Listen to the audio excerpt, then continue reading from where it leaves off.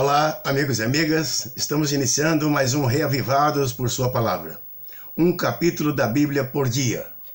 Hoje falaremos do livro de Atos, capítulo 15, cujo título é A Controvérsia sobre a Circuncisão dos Gentios. Vamos ler a palavra de Deus para entendermos qual é o assunto. A partir do versículo 1. Então, Atos, capítulo 15, a partir do versículo 1, diz o seguinte, a palavra de Deus. Alguns indivíduos que desceram da Judéia ensinavam aos irmãos: se não vos circuncidardes, segundo o costume de Moisés, não podeis ser salvos. Tendo havido da parte de Paulo e Barnabé contenda e não pequena discussão com eles, resolveram com esses dois e alguns outros dentre eles subir-se a Jerusalém aos apóstolos e presbíteros com respeito a esta questão. Enviados, pois, e até certo ponto compartilhados pela igreja, atravessaram as províncias de Fenícia e Samaria e, narrando a conversão dos gentios, causaram grande alegria a todos os irmãos. Tendo eles chegado a Jerusalém, foram bem recebidos pela igreja, pelos apóstolos e pelos presbíteros que relataram tudo que Deus fizera com eles. Insurgiram-se, entretanto, alguns da seita dos fariseus que haviam crido, dizendo: é necessário circuncidá-los e determinar-lhes que observem a lei de Moisés. Então, se reuniram os apóstolos e os presbíteros para examinar a questão. Até aqui. Bem, com o passar do tempo e o crescimento natural da igreja, começaram a surgir os conflitos, os desentendimentos. O primeiro deles, em consequência da conversão dos judeus, sobre a circuncisão. A igreja agora, queridos, não é mais um povo, ela é universal.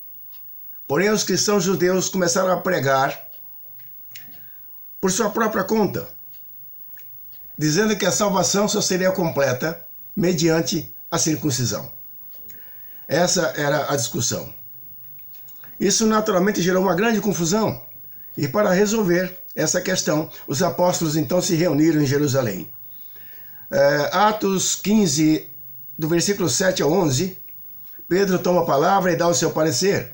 E o parecer de Pedro, diante da questão, é que a circuncisão é algo totalmente irrelevante após a morte e a ressurreição do Senhor Jesus. Ele argumenta que agora somos salvos pela graça de Deus, ou seja, não há mais nada que possamos fazer além de crer em Jesus, de que Ele é capaz de salvar. A partir do versículo 12 até o versículo 21, Tiago, o apóstolo Tiago, irmão do Senhor Jesus, concorda plenamente com Pedro e diz que é necessário, não é necessário impor um jugo pesado da lei sobre os gentios. Ele concordava que os gentios não deviam ser circuncidados, a exemplo dos judeus. Mas ele disse que era necessário que eles, gentios, observassem algumas regras. E ele disse que se abstenham da comida sacrificada aos ídolos, do sangue, da carne de animais estrangulados e da imoralidade sexual. Vocês farão bem em evitar essas coisas. Essas recomendações de Tiago, nós devemos guardar ainda hoje. É assim que nós entendemos. Atos 15, a partir do versículo 22 ao 32.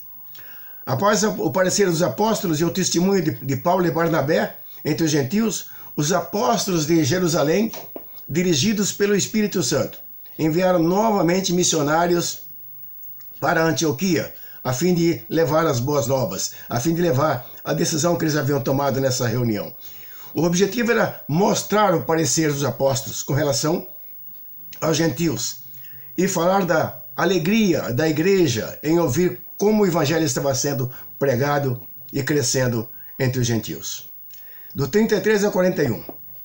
Tendo passado algum tempo ministrando em Antioquia, Paulo sentiu a necessidade de fazer uma viagem, visitando as igrejas para ver como eles estavam. Barnabé achou a ideia fantástica mas queria levar com eles João Marcos. Paulo, por sua vez, não havia esquecido o episódio que havia acontecido um pouco antes, quando João Marcos os abandonou no meio da viagem. Os apóstolos não entraram em um consenso. Isso fez com que eles se separassem. O que eu aprendo com isso, irmãos?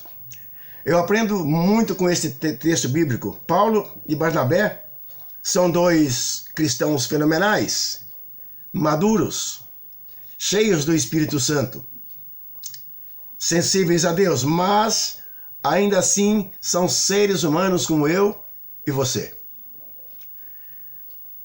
Nenhum dos dois cedeu. Nenhum dos dois queria ceder. Não importa o quão espiritual nós somos, algumas das nossas decisões serão um retrato da nossa humanidade. E nada mais do que isso. Por isso, nós precisamos suplicar a Deus misericórdia e força para que não caiamos em tentação. Pense nisso e que Deus abençoe você e a sua família.